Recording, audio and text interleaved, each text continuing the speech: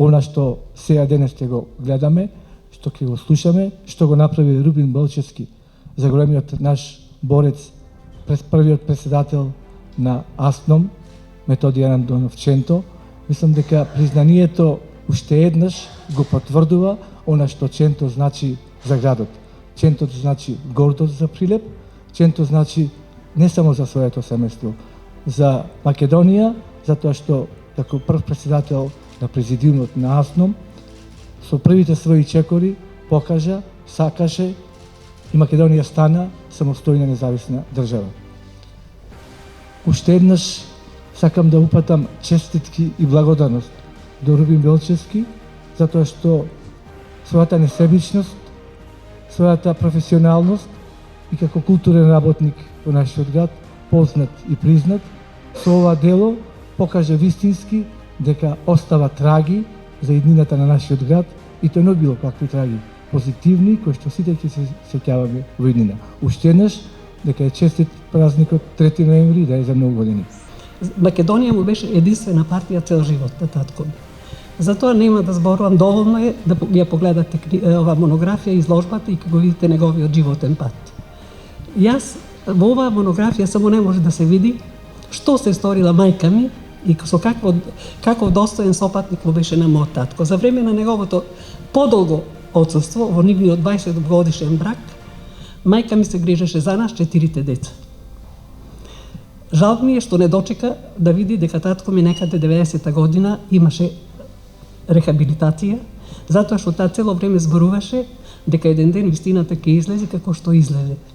Современата историографија ја признава фотографијата како историски документ, како визуелно сведочење за историските факти и како составен дел на културата на сеќавањето и паметењето за историските настани и личности. Фотографијата е начин и средство за премин од минливото во вечното. Рубинчо Белчевски, историчар, кустос советник во Националната установа Завод за заштита на спомениците на културата и музеј Прилеп, со фотомонографијата Ченто, биографија низ фотографија на 277 страници, ја овековечува истоимената пред сите нас и пред нашите очи видлива патувачка фотоизложба за овој македонски национален борец, деец и политичар.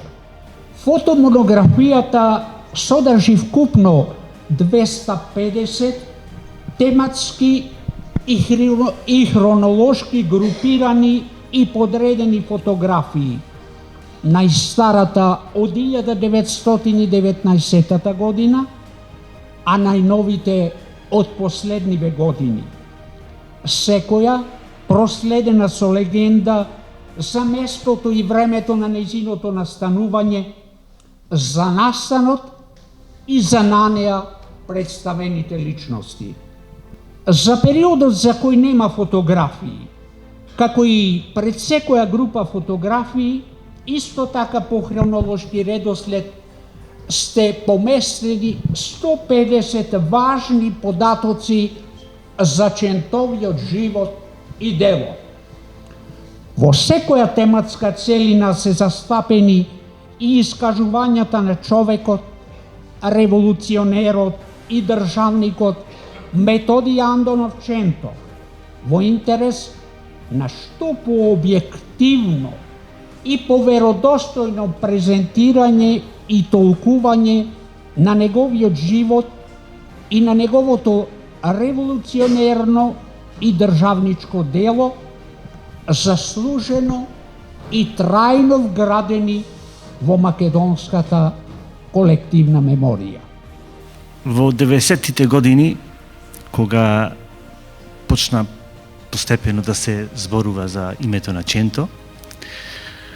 Се одважија поголем број на публицисти, историчари, како и синот на Методи Андонов Ченто, Илија, да напишат дела за Ченто. Се одржаја неколку собири научни за Ченто и сите тие се овековечија во зборници, како и едно издание од Државниот архив на Република Македонија за Ченто на материјали и документи. Остана уште еден простор каде фотографиите не беа опфатени. Си реков, тоа е мојата работа. Тука ќе се зафатам јас со Ченто и ќе ги обработам сите фотографии што постојат. Иако во тој момент во Завод и музеј, во збирката за Ченто постоја мал број на фотографии. Се обратив до семејството кој што во тој момент радо ја прифатија мојата идеја и во голема мера ми помогнаја, бидејќи семениот албум ми го предадоја мене да ги обработувам фотографиите и да истражувам дополнително.